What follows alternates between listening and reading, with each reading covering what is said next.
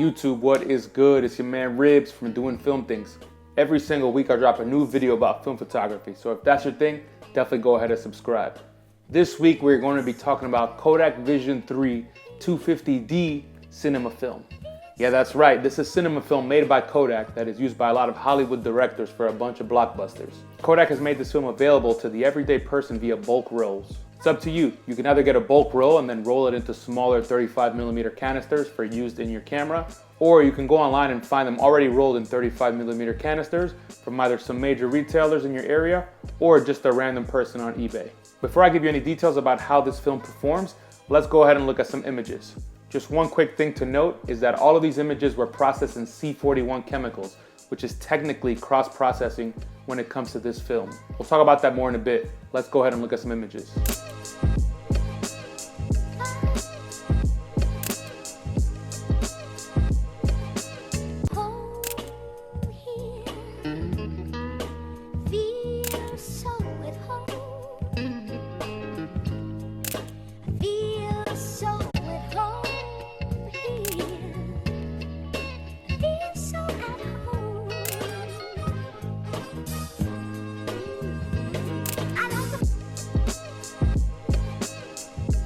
Alright, so there you have it.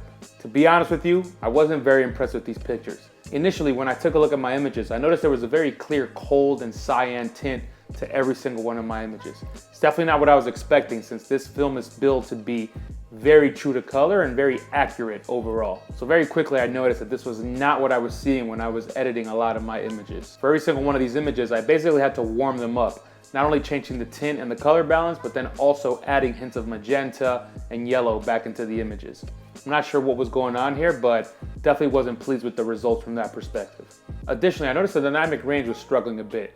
In most of my images, I feel like they were blown out. I feel like the highlights were just a little too hot, and overall, I think everything was slightly overexposed. So I metered this film at 250, which is what I think I was supposed to do, but potentially there was an opportunity to underexpose by one stop and get better results. I was really struggling for a bit, honestly. I was expecting such great things from this film and just did not get at all what I was expecting. So eventually, after reading a bunch of information online and looking at some of other people's photos, I realized that potentially C41 development is just not what this film needs. If you look online, it is specified that you should use ECN2 processing, which is the dedicated processing for this film.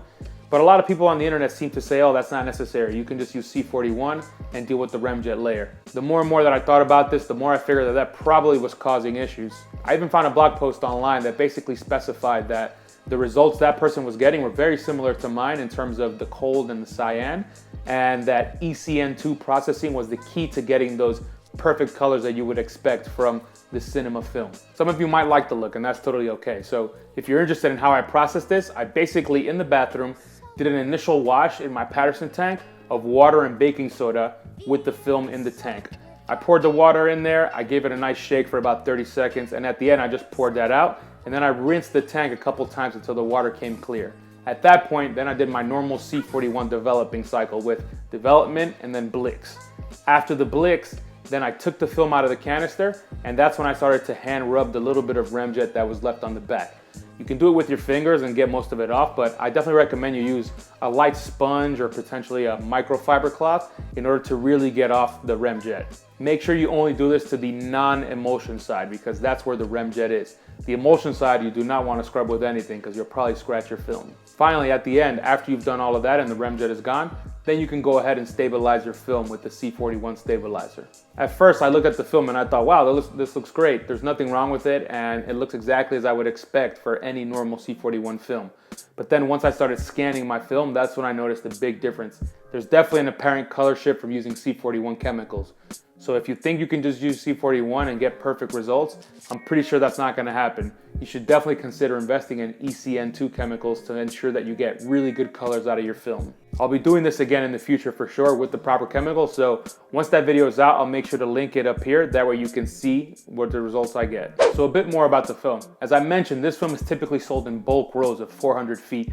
That's a whole lot of film for any of you that are out there kind of trying to understand what that means. You probably get about 70 rolls of film or something like that out of a 400-foot roll.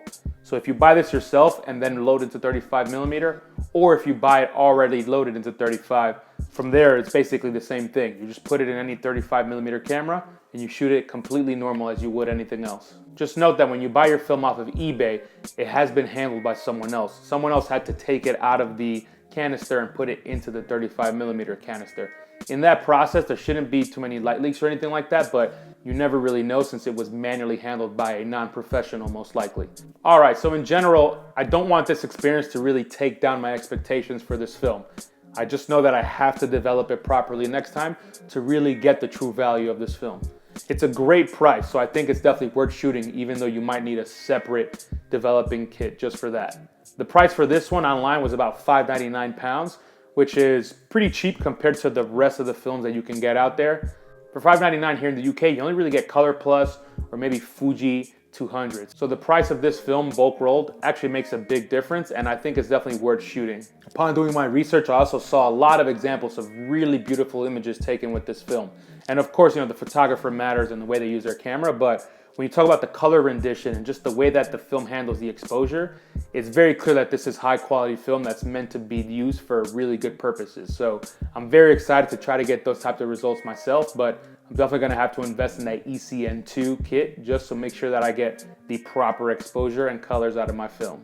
All right, so despite my kind of missed expectations here, I'm very excited to try this film again and develop it properly so that I can make another video and show you the true value of this film. If you enjoyed this video, please go ahead and leave me a like. And if you have any thoughts about developing for this film or just any of the information that I just gave you, and maybe you aren't disappointed by this film, I'd love to hear from you below.